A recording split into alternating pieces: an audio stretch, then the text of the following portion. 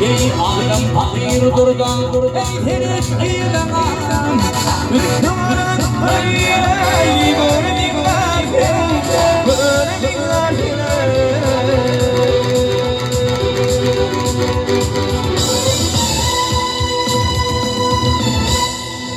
devam ediyor. Canına sağ ol. Sağ ol Aydın canım.